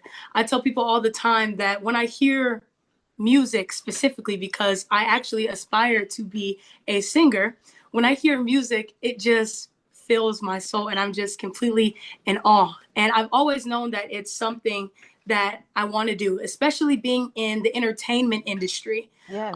That when it comes to my poetry at every single event that I have been at, someone always tells me that what I said in my poem was exactly what they've been needing to hear. And so I've really just prayed and allowed God to have his will be fulfilled in my life, to have him speak through me, especially with my words and with my poetry. And so being in the entertainment industry for me is just being able to touch people and give them what they need. That is wonderful. Thank you for sharing that. And I'll tell you, I love the fact that your parents are pouring into this and that they're supporting this. My daughter at the age of 12 decided that she wanted to be an actress, and that was her main focus. She wanted to hurry up and get out of high school so she can go to college and become an actress. And she acted in a number of commercials, stage plays. She wound up majoring in theater arts when she was at Clark Atlanta University, and she graduated cum laude. And then she got out of college and she decided she didn't want to act anymore. But it was, for me, I don't feel that her time was wasted, because that was what kept her focused. It's what kept her motivated, and Mhm. she was able to use those skills in so many other ways, and she's doing great for herself. So but I think that, and I've said this on this show and on on my own show before, that sometimes our parents hear us say that we want to be entertainers or we want to pursue the arts, and they try to talk us out of it. And they tell us, you need to focus on something that's going to make you money. You need to focus on a real career. And what happens is, the child gets discouraged. Mhm. And then they wind up not focusing on anything because they didn't get to pursue their love. So I'm really happy for you in that your parents are pouring into your talents and are supporting you wanting to be an entertainer, be a poet, and it's paying off for you. Um, um, when do you think that your parents first realized this was something that you wanted to do? From my mom is standing right here, and she was telling me that she could, well, when I was a little girl, I grew up in church. My dad is actually a pastor, and my mom was in the praise team or in the choir. So every Sunday I would watch her on stage and I would be singing right along with her. And she was able to see my passion from a little girl for singing. And also on every single holiday, especially my mom and my dad's birthday, I would always write them little cards, little notes, instead of getting something that was store bought. I wanted them to hear my heart. And I've sat down and I've had Yes. many conversations with my mom, and she said that she was able to see my gift of writing in doing little things like that, because I didn't even realize at the time just how much I was helping and how much I was benefiting her. And not only that, ever since I was a little girl growing up in church, I've been prophesied over many times. For Mm. example, before I even heard about she publishing, before I even thought about becoming a writer, a poet, I was in church in December of 2020, 2022, I believe. And I had a singing engagement.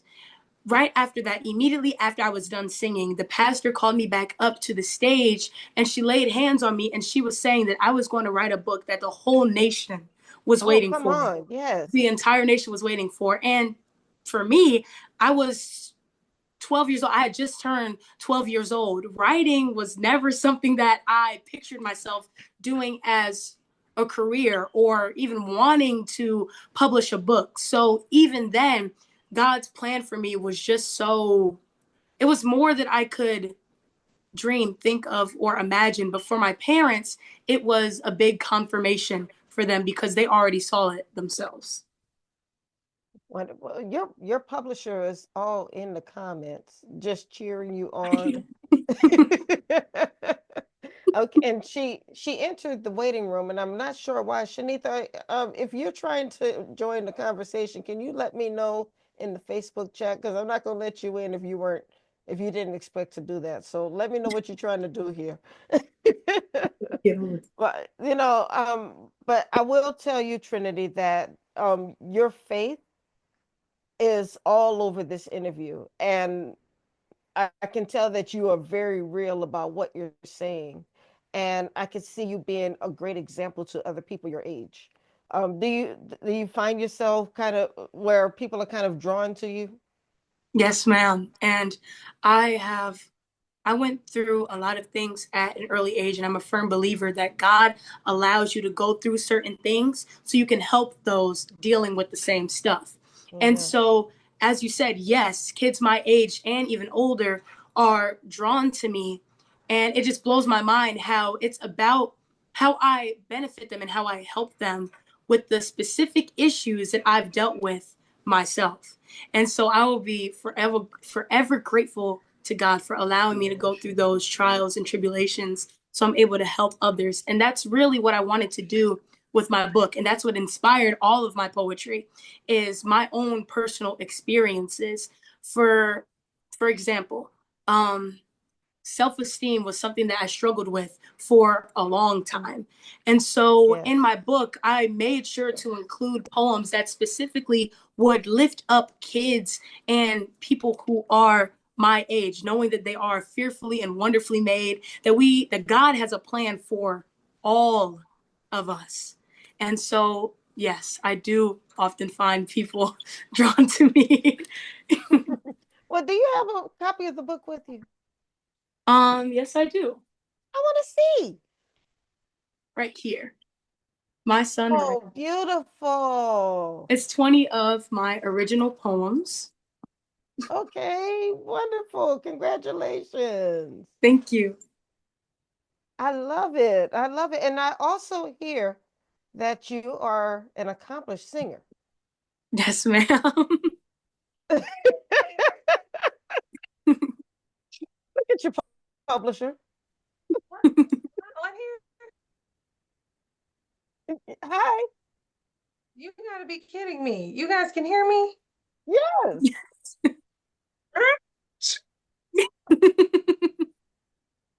Oh, I didn't know I was in on the fun for real, y'all. Yeah, I was just asking Trinity about her singing because you and Mark said that she is an amazing singer. Yeah, I wanted her to maybe do a tune or something because she's great. I would Uh-oh, love she to. looked like she's ready. I saw that look on her face. Come on, let us hear you sing, baby. So my favorite music artist is Etta James, and I love singing jazz Ooh. music. If you And don't my stop reminding specialty, me of my daughter. my specialty is a song called At Last. I knew it. I knew it. That's her song too. Okay, keep going.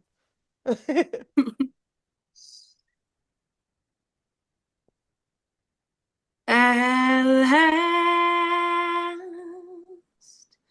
my love has come Oh. along.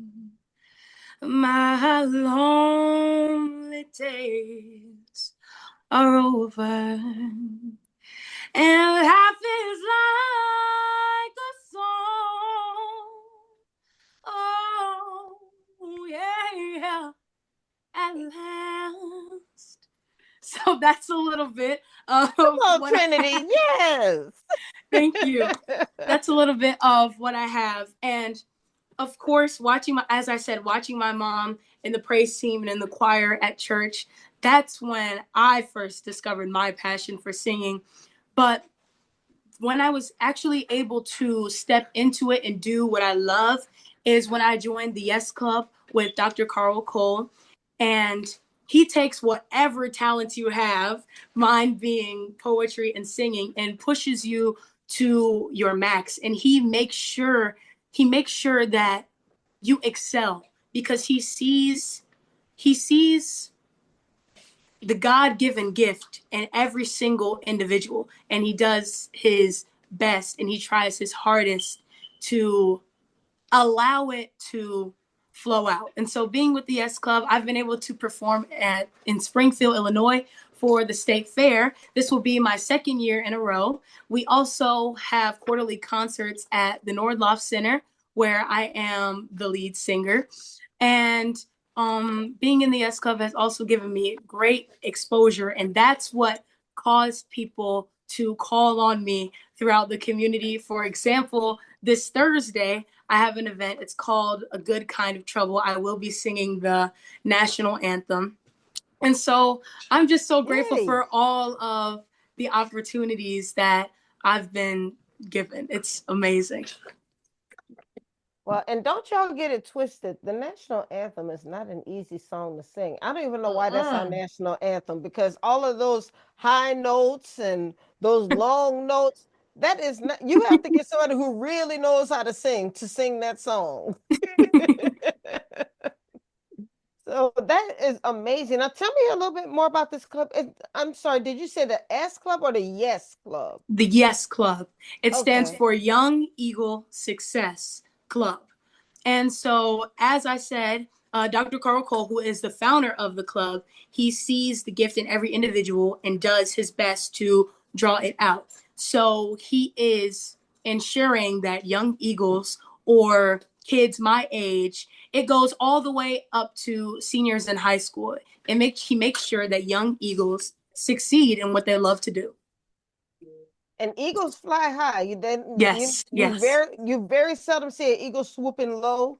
The eagle always stays high. So I love that. Yes, and something he always says is that everyone in the group knows how to fly, but he loves to teach them how to soar in their full potential. Yes. I love him. I've never met him, but I love him. Now, Shanita, how did you find this young lady? Yeah, she actually won a writer's challenge.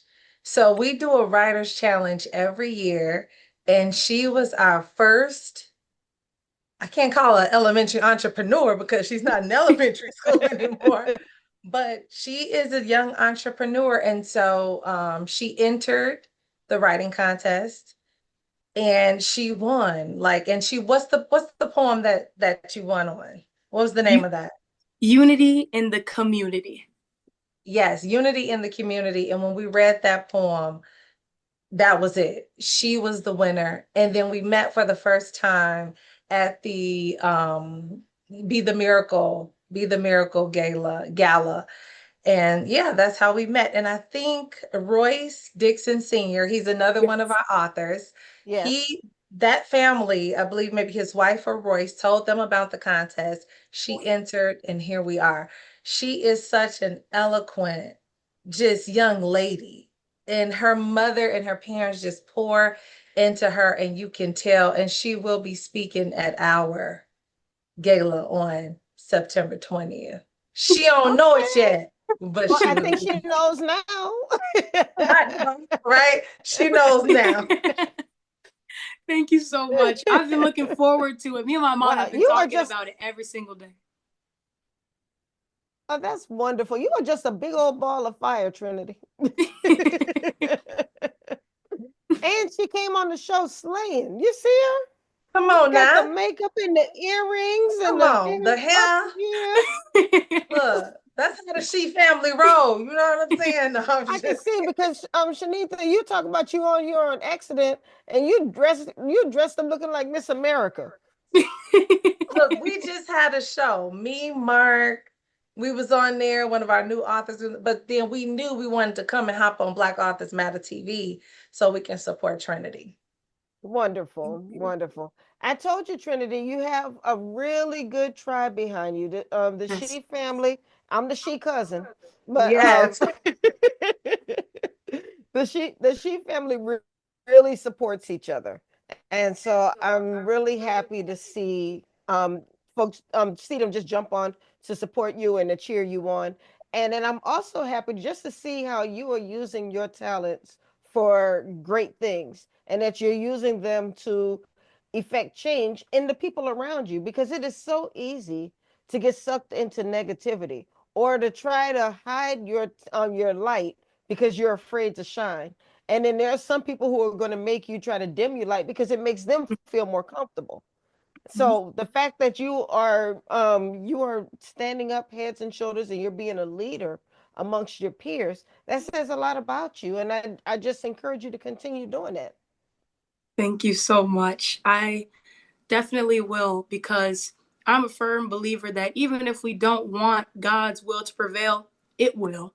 So Absolutely. the best thing you can do is to be obedient and allow him to use you, because he always has a greater plan. It says in the Bible that I know the plans I have for you, plans to prosper you and not to harm you, plans to give you a hope and a future. So I believe I'm losing nothing from allowing God's will to be done in my life.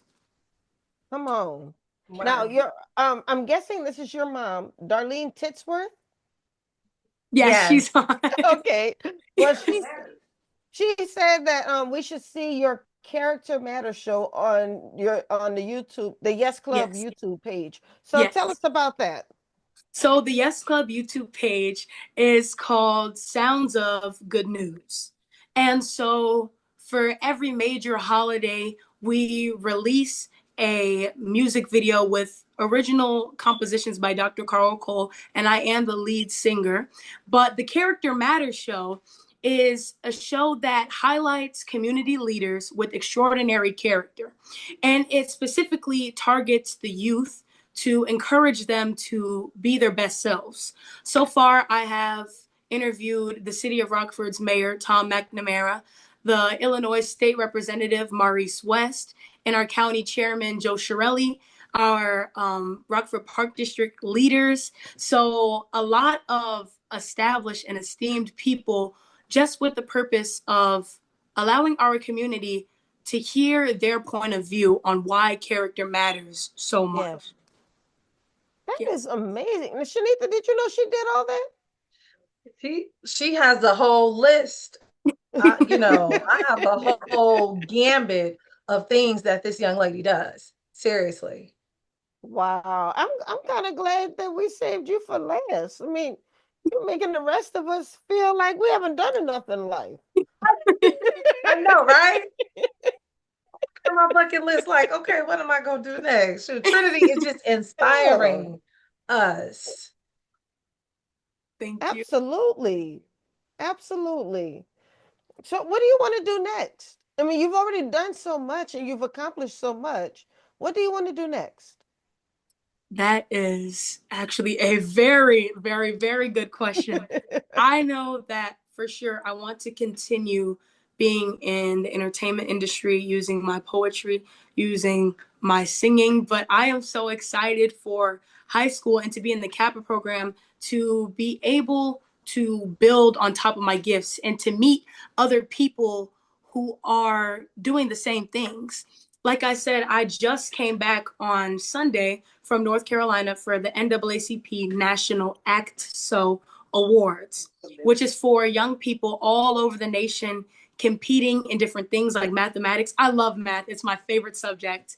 They compete in mathematics, biology, math, but okay. mathematics, biology, singing, dance, music composition. And so I do plan on representing Rockford for the 49th AXO Awards in Chicago, Illinois. And I will be competing in singing and poetry and performance poetry. So that is my big goal, my major thing, the thing that I am looking forward to. Wow. That is amazing. I don't know if you're into pageantry, but you would be an amazing Miss something.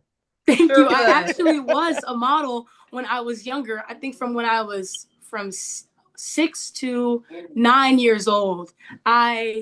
Yes, I was definitely a pageant queen. Thank you so much.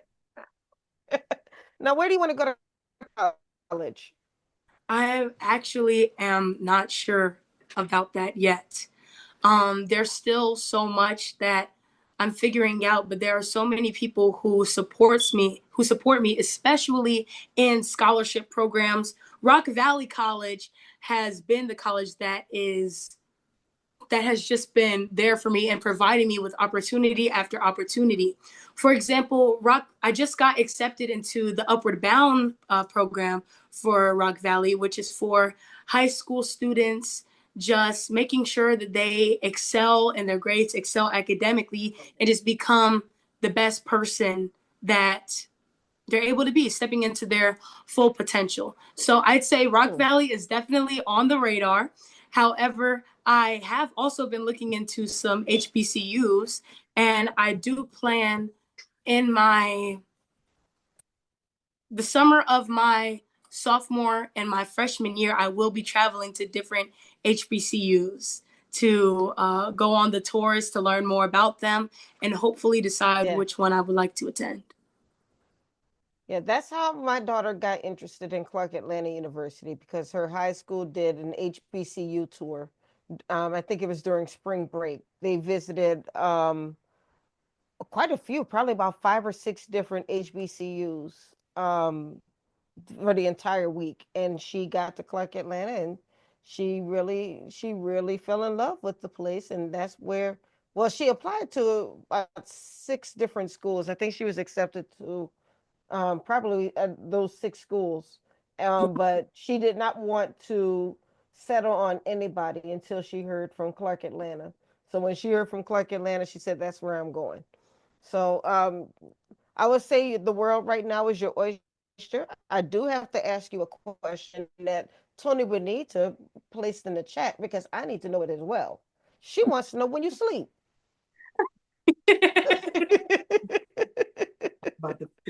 My sleep schedule has definitely been thrown off throughout the summer. I'm trying to fix it. Recently, I've been going to bed at like 2 and 3 a.m., but it's getting better. Are you about as bad as me? I'm gonna start calling you and telling you to go to bed, because I'm usually up about that time. It's just I'm so wired thinking about all that I've been blessed to be able to do. It's an honor to be, for me, it's an honor and it's a blessing to be able to stay up late at night doing what your passion is, because many people wish that they had that opportunity. So I will never, ever, ever take it for granted. I always appreciate it. That is wonderful. Shanita, you got a big one right here. I know it is an honor, you know. My mom is encouraging me to mention how so I've always excelled academically. But my 4th, 5th, and 6th grade teacher, Bianca Serna, she submitted my name because of my grades into the STEM program. And I was accepted and got the opportunity to go to any college of my choice for a week back in 6th grade. However, I was not able to follow through with it due to COVID and my mom having back surgery. But as I said, I'm a firm believer that things happen for a reason. And so I believe God is going to bring it all the way back around even better. So I'm very excited. Amen. Well, Shanita, I did not see Trinity's link to her book. Do you know how we can find her book? Yeah, her book is on several different platforms, Amazon, Barnes and Noble, and then you probably should see it on our website. And if you don't, on She Publishing LLC, it's at the bottom with the poetry books, and we're gonna just check out and just make sure that link is actually working. Okay. Yeah, well, it might be because Trinity didn't send it to us. But that's okay. I'm looking for your book right now. And because I want to put it in the chat before we hang up.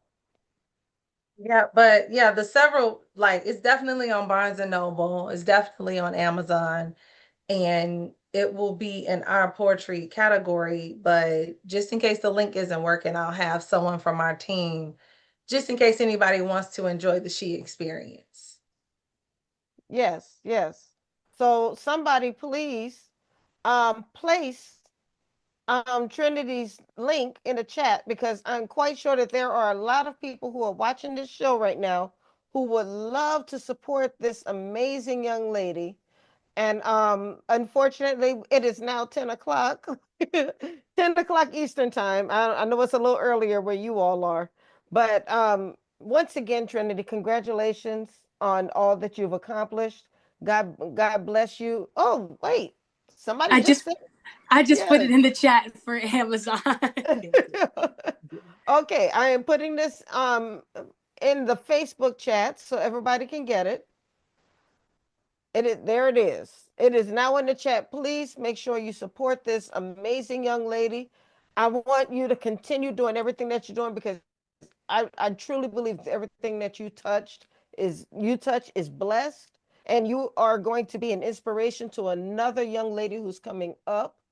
And like I said, you remind me so much of my daughter because she was doing a lot of what you're doing, and she just published her own poetry book. So just keep doing what you're doing because there is somebody watching you, whether you know it or not. They are watching you, and somebody's saying, I want to be just like Trinity. So may God continue to bless you and keep doing what you're doing. And Shanitha, keep just cranking out these amazing authors. Congratulations on all the success of She Publishing. Thank you so much. Yes, All thank you right. so much. It was an Thank honor you. being here. Oh, thank you so much. God bless you. Bye. Bye. All right, y'all. We just finished talking with Trinity Rucker. She is the 14-year-old phenom who is one of the newest authors under She Publishing. And I just want to thank all of you for joining us tonight. This has been a good show. It's been a really good show. And I just want to thank all of you for supporting the show. We're sending best wishes to Gwen as she's doing choir rehearsal because I know the show is going to be phenomenal. I wish I could be there for it, but I already know that they're going to knock it out of the park because they always do. So that brings us to the end of another great episode of Black Authors Matter TV. I am so happy to have been able to host the show and to talk with such phenomenal authors. Thank you all for being a phenomenal, phenomenal audience. And we will see you next week for a new edition of Black Authors Matter TV. So I'm your girl, Dr. Rhonda M. Lawson, and I am signing off. Bye-bye. Thank you for tuning in and join us next Tuesday at 7 p.m. Central, 8 p.m. Eastern for another edition of Black Authors Matter TV.